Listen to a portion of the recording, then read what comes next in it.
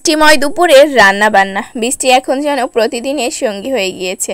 আসসালামু আলাইকুম এভরিওয়ান, কেমন আছেন সবাই? আশা করি সবাই ভালো আছেন। আল্লাহর রহমতে আমরাও ভালো আছি। প্রতিদিনের মতো আজকেও একটি ডেলি ব্লগ দেখার জন্য আপনাদের স্বাগতম। এই তো সকালবেলা উঠেই এক কাপ চা এবং মুড়ি খেয়ে নিয়েছি। আমার যে চায়ের ছাঁকনিটা ওটার ডাঁটটা ভেঙে গিয়েছে, তো তারপরও কাজ চালিয়ে নেওয়া যাচ্ছে। নতুন একটা কেনা হয়েছে, তবে পুরাতনের মায়া ছাড়া যাচ্ছে না। পুরাতন জিনিসই ভালো। নতুন নতুন মানুষ তো নতুন নতুনভাবেই রং বদলায় যায়, ঠিক সেরকম।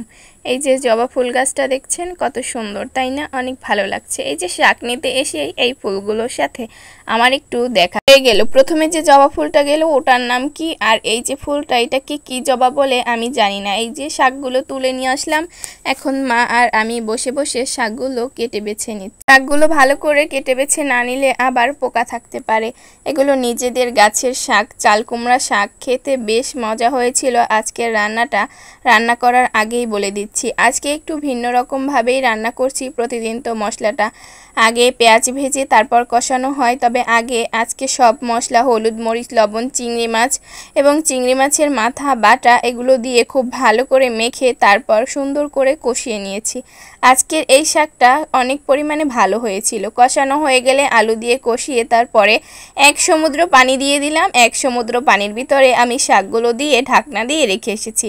তারপরে একটু পিডির পিডির বৃষ্টি শুরু হয়ে গেল। ও মা, এরপরে দেখি তো একদম মুষল ধরে বৃষ্টি শুরু হয়ে গেছে। তো বসে বসে তো আর বৃষ্টি বিলাস করা যাবে না, পেটের ভিতরে তো খাবারও দিতে হবে, রান্না বান্নাও করতে হবে।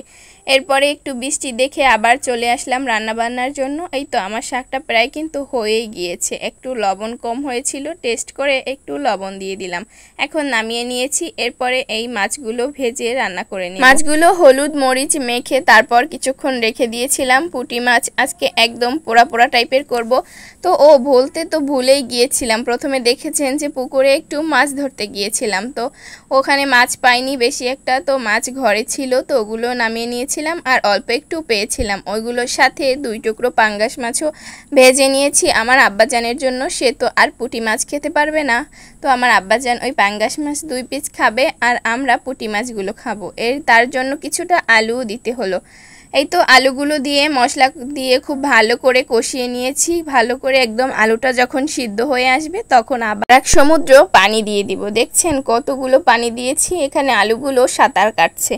যখন একদম এরকম সিদ্ধ হয়ে যাবে আলু, তারপরে মাছগুলো দিয়ে দিব। মাছগুলো দিয়ে খুব সুন্দর করে নেড়েচেড়ে একটু ঢাকনা দিয়ে রেখে দিব। এরপর ঝোল থাকা অবস্থায় আমার আব্বাজানের মাছ 2 পিস তুলে রেখে দিয়েছি, আর আমাদের মাছগুলো একদম পোড়া পোড়া টাইপের করেছি।